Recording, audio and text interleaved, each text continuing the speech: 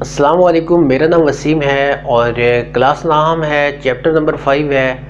और आज हमने चार्ल्स लॉ और एब्सोल्यूट टेम्परेचर जो है उसके बारे में पढ़ना है।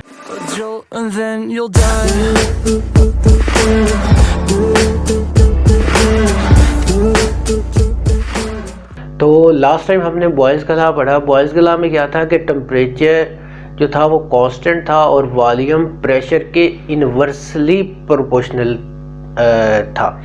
और इसमें क्या है कि प्रेशर कांस्टेंट है, ठीक है, और वॉल्यूम क्या है, टेम्परेचर के डायरेक्टली प्रोपोर्शनल है। पहले जो हमने बॉयल्स का लॉ पढ़ा था, बॉयल्स के लॉ में क्या था कि वॉल्यूम प्रेशर के इन्वर्सली प्रोपोर्शनल और टेम्परेचर जो था वो कांस्टेंट।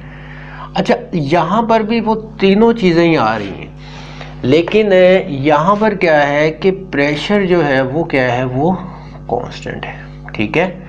तो आई होप कि आपको समझ आ गई होगी कि चार्ल्स का कानून क्या है कि अगर प्रेशर को कांस्टेंट रखा जाए तो वॉल्यूम टेम्परेचर के इन्वर्सली टेम्परेचर के डायरेक्टली होगा। सॉरी, यहाँ पे मैंने इन्वर्सली लिखा हुआ है, तो क्या है कि डायरेक्टली प्रोपोर्शनल होगा,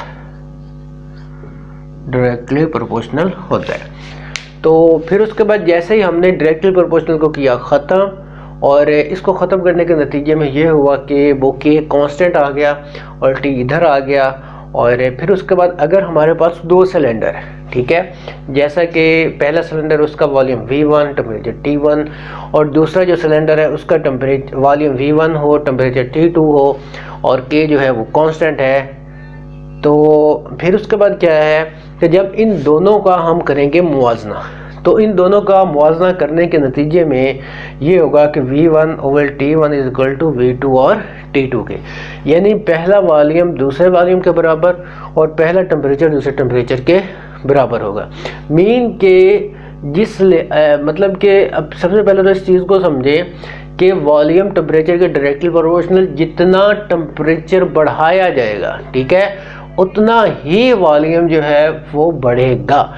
जितना टेम्परेचर कम होगा उतना ही वॉल्यूम जो है वो कम होगा। आई होप कि आपको चार्ल्स के कानून की सही तरह से समझ आ चुकी होगी। इसकी तजर्बाती तस्दीक बढ़ते हैं, जैसा कि टेम्परेचर जो है 25 सेल्सियस है और वॉल्यूम क्या है 50 सेंटीमीटर क्यूब है, ये भी वॉल्यूम का यूनिट है।